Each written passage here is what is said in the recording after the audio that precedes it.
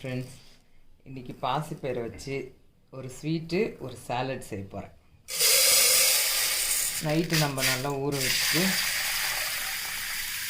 முறை கழுவிட்டு ஊற வச்சுப்போம். கழுவிட்டேன், நல்லா தண்ணி ஊற்றி ஊற வச்சுட்டு நைட்டு ஊற வச்சது நல்லா ஊறிடுச்சு. இதுலேயே ஒன்று ஒன்று நல்லா முளை கட்டியிருக்கு, தெரியுதுங்களா? இது அப்படியே நம்ம இங்கே டீ கொதிச்சிட்ருக்கு. இதுக்கு ஏலக்காய் இஞ்சி தட்டி வச்சுருக்கேன், போட்டு காலையில் நல்லா சூடாக டீ குடிச்சிட்டு வரேன். பாத்திரத்தில் கொஞ்சமாக தண்ணி வச்சுக்கிட்டு இப்படி ஒரு டீ ஒரு பிடி மட்டும்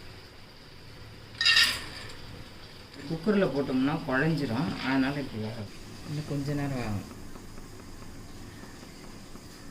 இப்போ கொஞ்சம் சால்ட்டு போட்டு இப்படி கலரி வச்சுருக்கேன்.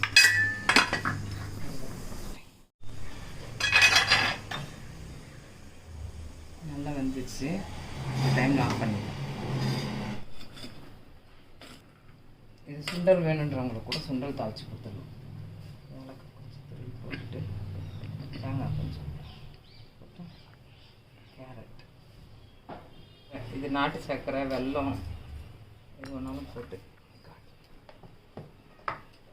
ரொம்ப ஹெல்த்தியும் கூட, ஃபில்லிங்காகவும் இருக்கும், நல்லாவும் இருக்கும்.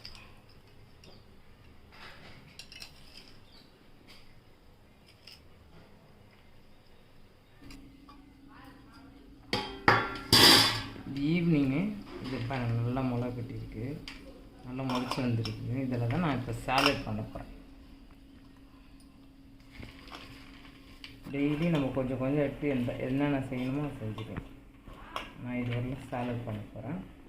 மீதியே இந்த டப்பாவில் எடுத்து வச்சுக்கிறேன், ஃப்ரிட்ஜில் வச்சு ஸ்டோர் பண்ணிக்கிறேன். ஸ்டோர் பண்ணி வச்சுக்கின்னு டெய்லி சாலட் செஞ்சு சாப்பிடும். ஒரு கப்பு ஸ்ப்ரவுட்ஸ் எடுத்துக்கேன், வெங்காயம் ஒரு பொடி, தக்காளி ஒரு சின்ன தக்காளி, மாங்காய் சின்ன சின்னதாக கட் பண்ணி வச்சுருக்கேன்,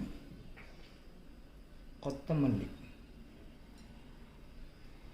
பச்சை மிளகாய் பொடியாக கட் பண்ணி வச்சுருக்கேன்,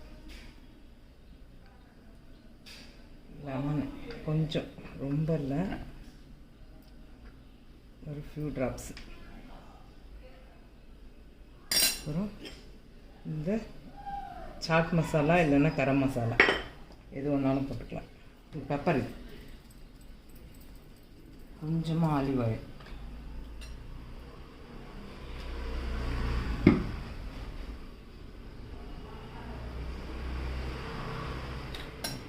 சால்ட் கொஞ்சம், இவ்வளோ சால்ட் கொஞ்சம் நிறையவே போட்டு, கேரட்,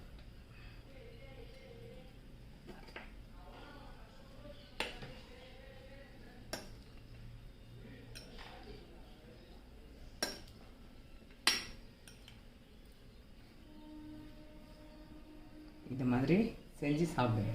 முளை கட்டி வச்சுக்கிட்டா நம்ம எந்த ஐட்டம் வேணாலும் செஞ்சு சாப்பிட்லாம். Thank you friends.